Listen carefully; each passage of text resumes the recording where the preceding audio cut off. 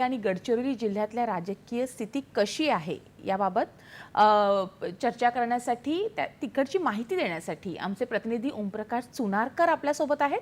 ओमप्रकाश, तुमच्याकडे मी येणारच आहे, पण त्यापूर्वी शैलेंद्र सर, तुम्हाला प्रश्न आहे या संदर्भातला की नाना पटोलेंकडे त्यांचे समर्थक जे आहेत, आपण मगाशीच चर्चा केली, त्यांच्या मुलीने सुद्धा सांगितलं की मुख्यमंत्री पदाचा चेहरा म्हणून पाहतायत। काय सांगाल याविषयी? नाही, अर्थात त्याचं कारण असं की सामान्यतः आपल्याकडे जनरल इलेक्शन म्हणजे लोकसभा निवडणुकीच्या वेळेला विरोधी पक्षनेता जो असतो संसदेमधला, त्याच्याकडेच शॅडो कॅबिनेटसारखं जर सरकार बदललं तर पंतप्रधान म्हणून बघितलं जातं। त्याच पद्धतीने राज्याच्या निवडणुकीच्या वेळेला आज काँग्रेसला लोकसभेमध्ये यश मिळालं आणि त्यांचा एक खासदार होता, त्यांचे आता 13 अधिकृत खासदार चिन्हावर आलेले आणि एक बंडखोर आलेला निवडून, सांगलीतला विशाल पाटील, असे 14 खासदार आहेत। म्हणजे 48 मध्ये 14 अशी डबल डिजिटमध्ये एकटी काँग्रेस आहे आणि नाना पटोले हे प्रदेशाध्यक्ष होते, त्यांच्या नेतृत्वाखाली लोकसभेची निवडणूक जिंकली आहे काँग्रेसने।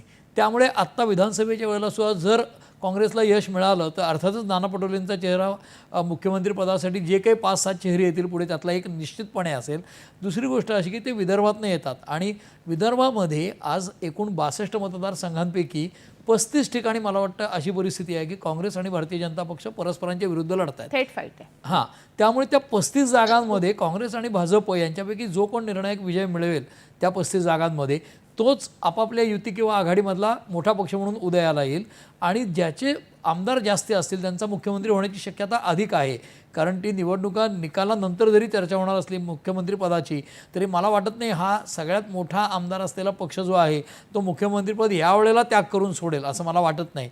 त्यामुळे जसं उद्धव ठाकरेंना यापूर्वी त्यांनी केलं महाविकास आघाडीत आणि एकनाथ शिंदेंना महायुतीमध्ये केलं, ती परिस्थिती या निकालानंतर राहील असं मला वाटत नाही आणि त्यामुळेच वेगळी समीकरणं उदयाला येतील। पण नाना पटोले हा मुख्यमंत्रीपदाचा चेहरा असू शकतो का?